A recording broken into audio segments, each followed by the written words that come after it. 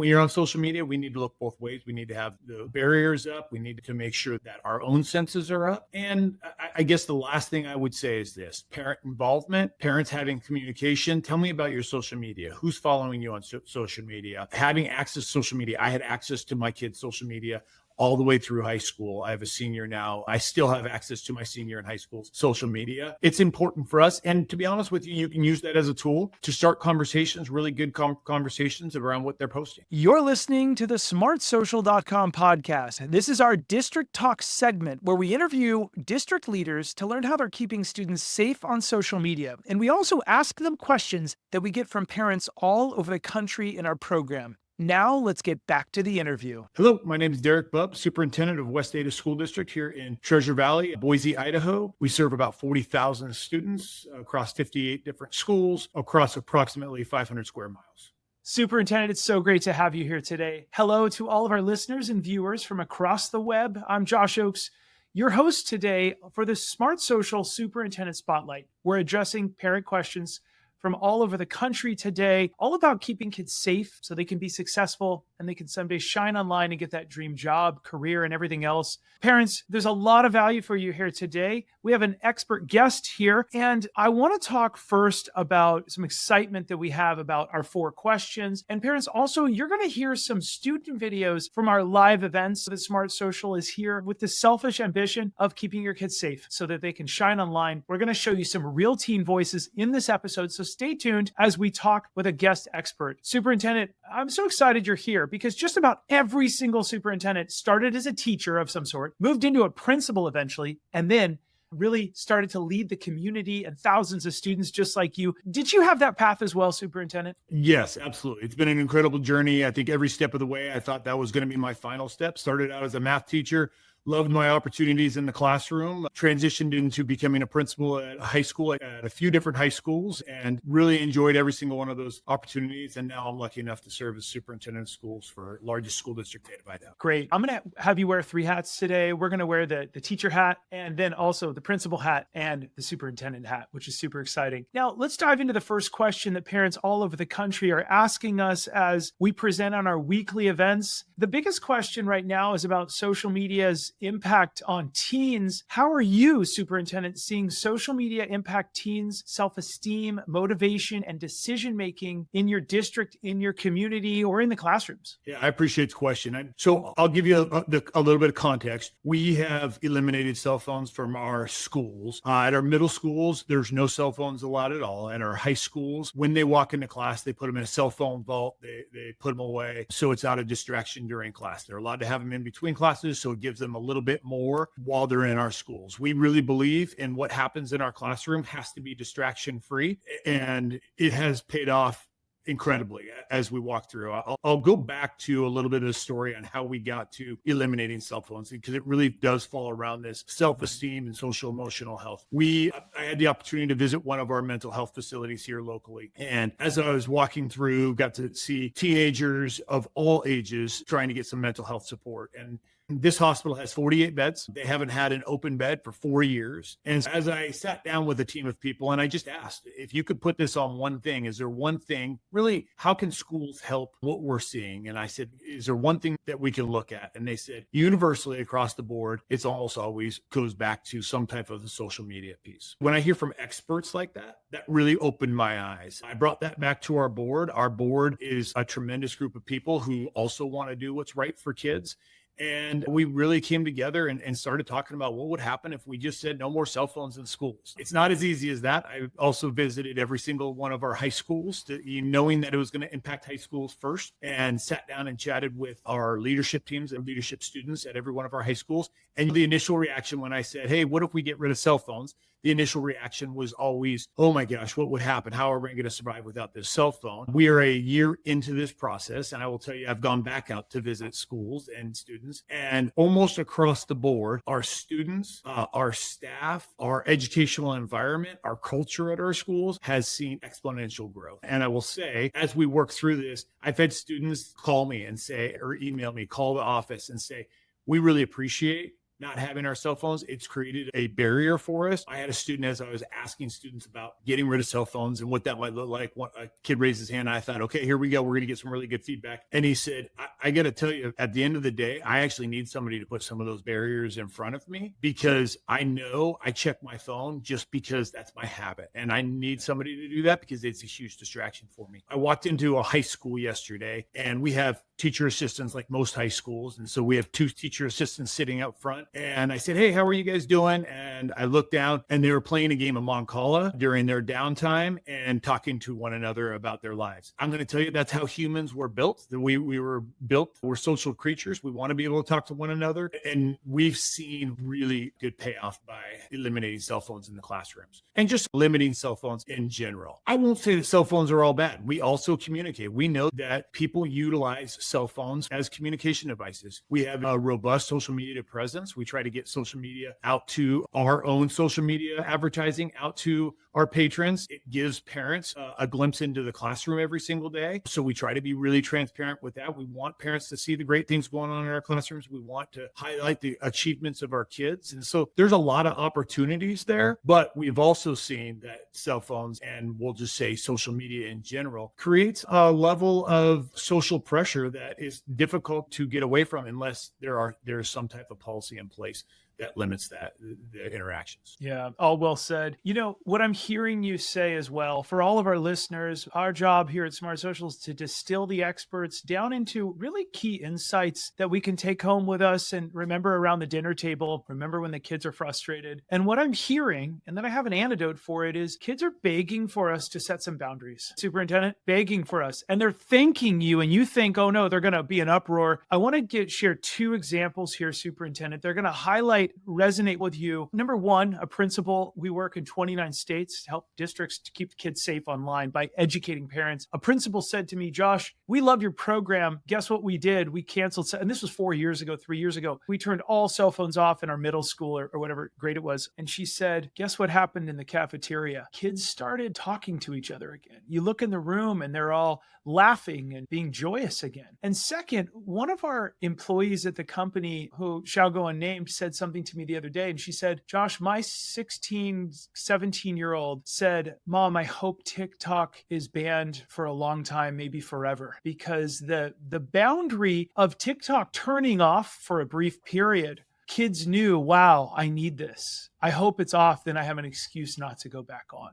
Absolutely fascinating. Superintendent, I couldn't agree more with the boundaries that you're saying, that parents were telling you, difficult parenting, that school districts are doing it. It's okay for you to do it as well. Superintendent, your added thoughts on that? Did I get it wrong? What would you fill in? I would just say this. Kids say it the best. And it's one thing for a superintendent to sit here and say, oh, it's going great. This is amazing. I brought a group of legislators in who are very interested in this. And I said, let's just go listen to our kids. It wasn't scripted. It was, let's walk into a classroom and let's listen. Let's hear what kids say. And here's what one of our students said. And I'm paraphrasing, but it was really close to this. She said, I'm a senior in high school. I've met kids in my classes that I've gone to school with for 7 years, 8 years. I had no idea what they were interested in. I now know what they're interested in. For the first time ever in a math class, a teacher had to look at our class and say, you guys need to quiet down, because generally when a teacher says you have the next 2-3 minutes to get your stuff together, oftentimes kids go right to their phones and start scrolling their phones. Without phones, they actually started talking and the teacher had to ask them to quiet down. That's the way interactions should be socially at the high school level. And we're really proud of some of that work. Yeah, that's awesome. And go back to the kids. We're going to get to the teens here in just a few minutes. Let's talk a little bit more about screen time. Really good segue into it because we've been talking about it. What are your tips that parents can do to better manage screen time at home? And for their kids, it can also be around the dinner table, but what are your tips so they can either model it or parent better around screen time? Yeah. So some of this I'm going to give you, Josh, is my own parenting. And probably I tell my kids I have wisdom because I've made a lot of mistakes. So I'll walk through that a little bit. Number one, we have a high value in the family circle. We want our kids to have communications with their parents. Parents should know what apps are on their phones, what they're doing on their phones. And there are a lot of devices. There are a lot of ways to be able to monitor those devices. That's important. A lot of that starts with communication at the dinner table and walking through, what do we have access to? When do kids have access to some of these social media sites? When do they have access to a Snap? When do they have access to all of these items? That's important for our parents to monitor. And just as it was hard for us to take away cell phones, it's really hard for parents to say, hey, we're going to draw the line. Every other kid may have social media right now, but you're not going to. We want to be able to provide an environment that is safe and that is the new healthy. We, as a school district, have done a lot of work to be able to make sure that our parents are at least receiving the tools, and we're supporting those tools at our schools to be able to monitor some of their social media. We have internal monitoring availability on all of our personal screens or all of our school screens, our one-to-one devices. But then we also talk with parents about how they can possibly, I have a parent advisory committee, and we talk about what they can do to monitor social media. We also have an organization that does presentations at all of our high schools and talks about the dangers of social media, the dangers, the things that are out there. That's run by law enforcement. An FBI agent speaks at that. And so it's really about educating parents, number one, and then parents being involved in their kids, with their kids. A lot of those things are done at the dinner table, and we want to be able to not only celebrate that, but we want to be able to support that. And I think both those things are key factors in making sure that our families and our community thrives. So well said. So for all of our listeners, I want to dive into one of the biggest questions parents also ask us, and we're going to hear from two teens with an answer. They always ask us, Josh, what makes these apps so addictive? Which I think is just a brilliant question. It's so basic, but it's so brilliant. Let's hear from two students as they explain why they can't stop scrolling. Quick precursor. This is from one of our live amazing events. We host these weekly. We'll tell everybody what the topics are and remind them, but our foundation is reaching millions of people. And we bring teens in for some of the answers because we got to stay close to the students so that we can help the parents the best way possible. Here we go. I think the most addictive part about social media is the constant new content that you see. You're always being introduced to new content, especially on apps like TikTok. I think the short videos, when they end so quick, you start to lose your ability to have a longer attention span. I've caught myself finding long TikTok videos and I can't stand watching the whole thing. This generation has really adapted to the fact that we don't have a large attention span. We really only concentrate for 30 seconds. So getting information that quickly, I think, enables us to just want to keep watching more. You don't even need to care about what they're presenting to you, but just the fact that you can sit there and watch it and you're oddly enjoying it. Social media is pretty addictive. People have said it's like a drug. So it is addictive because you can't stop watching it. Your mind just plays on loop and it enjoys the fulfillment of everything firing in your brain. So just keep watching. Listen carefully, everyone, to what they just said. These students, as the superintendent alluded to, is they know a lot more than we give them credit. If we just ask them questions, this is what comes out of these two students. The next question that we're getting from parents is, Josh, is social media positive or negative for my kiddo? I want to pause for just one sec as we give more social media talks than really anyone in the country. Something really big 2 nights ago came out of one of my events where people all over the country were saying something, and we really had to call out the big decouple. What do you mean? I want all the parents listening to this right now, I want you to think about this, and we're going to get the superintendent's insights into this towards the end. A lot of parents are saying, when do I give my kid a phone? I want you to think about the date you give your kid a phone. Maybe it's in middle school. It's different than the date, maybe in high school, that you give them social media. And I want everybody to notice that because we got an unbelievable amount of responses just to that. I call it decoupling. It's two separate conversations, two separate ages. Some people, due to co-parenting, it's wonderful. We need to give the kid a phone younger, social media at a later date. Let's hear from a student as to why the student thinks video apps are so addictive. Part of what makes social media so addictive is how the algorithms are based on using content to judge whether or not someone's worthy and using people's short attention spans to evaluate them as pieces of code, which also means that social media doesn't really care about your opinion, but really what keeps you on that platform longer, whether that's from likes, comments of engagement, sharing it to other people, or even just watching it through. The algorithm judges you as a piece of data and whether or not someone should be praised for being controversial or thrown away for not being exciting, and even if they're pouring their heart and soul into the content. It is a heartless beast. When I spend too much time on social media, that can look like being happy because something really cool happened in my friend's life. They went hiking. A friend of mine saw snow for the first time a couple of days ago, and it can make me feel really happy and energized. But other times, it can just be really draining. It can be really negative. It depends who I'm following. It depends what's being posted. Such neat insights. I want to just pause real quick for all of our listeners. Remember, if your school district is a partner, we host weekly live parent events and replays with our dozens of people here at Smart Social that do the research for you. We have teen-led video lessons. You just saw a couple of them. They're phenomenal. Great teens in our program. And we have a premium parent newsletter that brings you up to speed. This is what principals are saying. Josh, we had 50 social media incidents per year last year, and now we're down to 5 incidents on our elementary school campus. I have more time to be a school principal again. Directors are saying the 50 plus live events give our community 10 times the engagement because they have a chance to join on their phone without software on a date and time that works with their schedule. And there's a replay.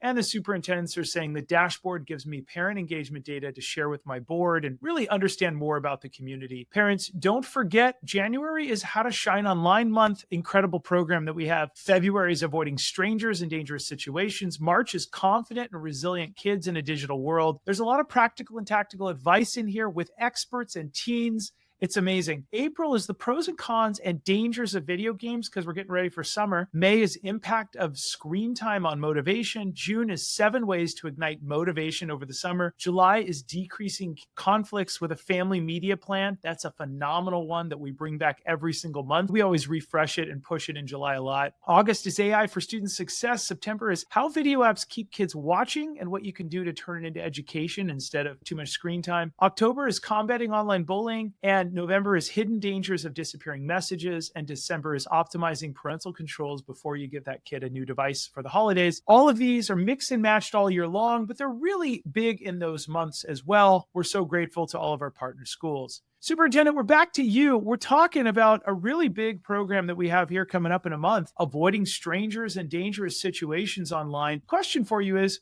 what is your advice to parents and students to avoid talking to strangers and also avoiding any dangerous situations online? Yeah, I'll start by saying this. I want to acknowledge that parenting is hard. Parenting becomes even more difficult when students have access to these powerful devices. And so as we walk through that, I think it's important, number one, as we work with our parents and we provide different community outlets for them to learn from the professionals out there, and that really is our law enforcement, our FBI professionals, there's some scary things that are out there. And so it's always amazing to me, uniquely being able to live in education, work in education for a long time, see teens. I know the social media world fairly well and the dangers that are out there. For me, that's what I live. A lot of our parents don't live through that, right? They have an Instagram and they think, okay, I'm friends with the people that I know on Instagram. The scary thing is there are bad people out there. And sometimes we protect our kids from things that never would we say. I'll use a little analogy that I read in a book, but never would we say, hey, go to the mall with a bunch of strangers, give them all your cell phones, sit down and talk to them, and it shouldn't be that big a deal. I'll be at home, call me when you're ready to come pick you up. We would never do that. But we do that oftentimes with teens when we give them full bridled access to social media. And so, number one, I think really looking into, if you're a parent looking to allow your student to have any type of social media, I'd really look into how do you put some restrictions around that. A lot of the apps have restrictions that you can put on there. You just have to be really creative, and YouTube's amazing. So I'll promote that. YouTube's amazing about what you can put into YouTube. Hey, find some videos on how to put restrictions around social media, and those things are there. We would never, I'll put my parent hat on for a second.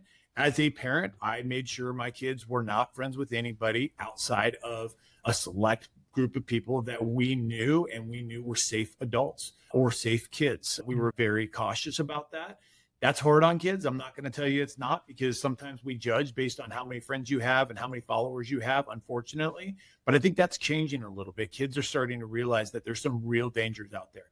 And then I would say number 3, educating our kids, students, making sure that students know that there are bad people out there. Not every person's a bad person, but we need to be cautious. No different than if I walk across a busy street. We're always taught to look both ways, and we all know that rule. When you're on social media, we need to look both ways. We need to have the barriers up. We need to make sure that our own senses are up. And I guess the last thing I would say is this: parent involvement, parents having communication. Tell me about your social media. Who's following you on social media? Having access to social media. I had access to my kids' social media all the way through high school. I have a senior now. I still have access to my senior in high school's social media. It's important for us. And to be be honest with you, you can use that as a tool to start conversations, really good conversations around what they're posting. Yeah, so well said. I agree with everything you just said, Superintendent. The next question I have for you that parents are asking us is, what is your advice to parents nationwide and teens about video game safety and managing video game screen time? We've really taken on this challenge, and it's not just video games. There is something about student engagement, and I'll just say child engagement because it's not just student. Any child in our community,